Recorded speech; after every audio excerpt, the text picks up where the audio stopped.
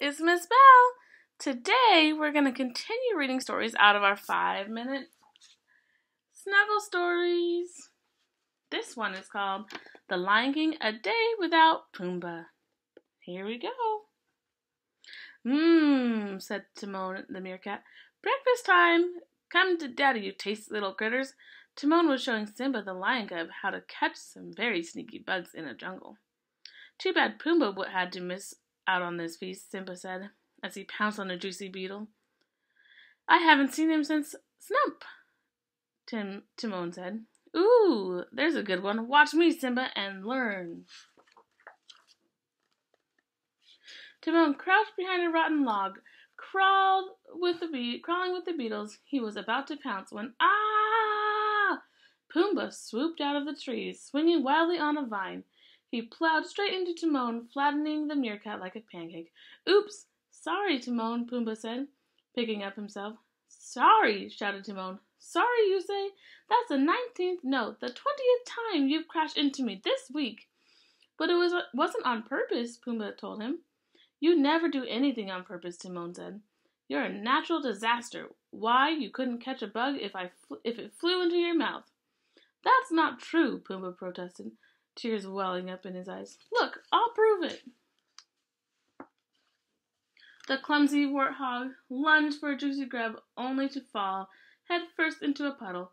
Mud splattered on Simba and Timon. That's it, cried Timon. I've had it. No more disasters. Pumbaa looked heartbroken. Do you think I'm a disaster too? He asked Simba. Well, Simba replied, you have to admit sometimes you do things that are pretty disastrous. Pumbaa hung his head. You're right, he said. Nobody wants to be around me. It would be better if I just left everyone.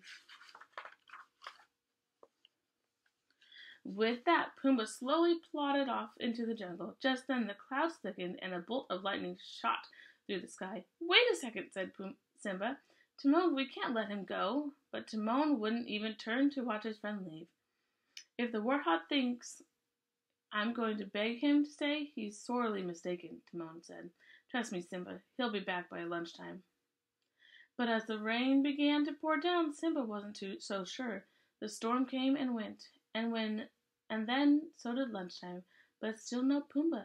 Simba began to worry. Simba looked off in the direction Pumbaa had gone. We shouldn't have been so hard on him, the lion cub said. I wonder if he's okay. He's fine, snapped Timon, who was still sore about getting squashed that morning. Besides, he's the one who walked out on us, remember? Poof, gone. History as far as I'm concerned. Pumbaa? Who's that? Never heard of him, Simba sighed. Oh, stop moping, Timon said, and think about it. We can do anything we want now without worrying about getting knocked down, covered with mud, or run over. Let's enjoy it. As Timon marched off, Simba followed behind. First, Simba and Timon tried chasing vultures. Then they splashed in the river. Then they tried playing a game of tag among the vines.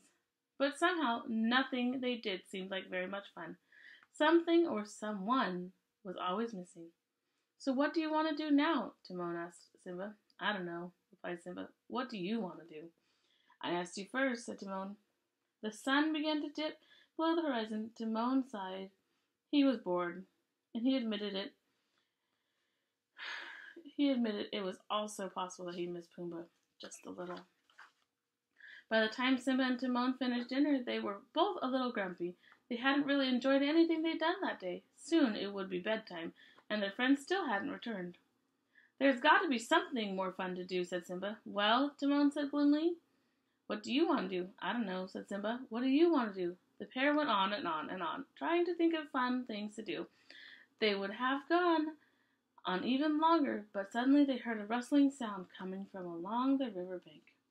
Timon, Simba, look what I found! Wham! Pumbaa tumbled out of the jungle, knocking into Timon and Simba. Pumbaa had brought bugs for his friends, but the critters went flying into the air. I'm back, Pumbaa said with a groan. So we see, says Timon, mumbled with beneath the warthog. Embarrassed, Pumbaa stood up and faced his friends. I came back to show you all the bugs I found, he said.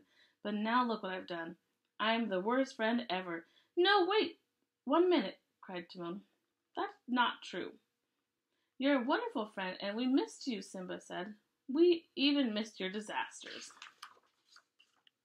Pumbaa stopped and turned toward his friends hopefully. It appears Timon said with a small smile, that we've grown accustomed to being stepped on, bruised, and squashed.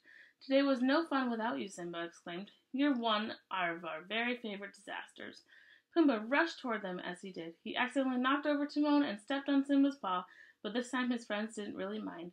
As Simba curled up to sleep, he was already looking forward to the adventures that he would have the next day with both of his friends.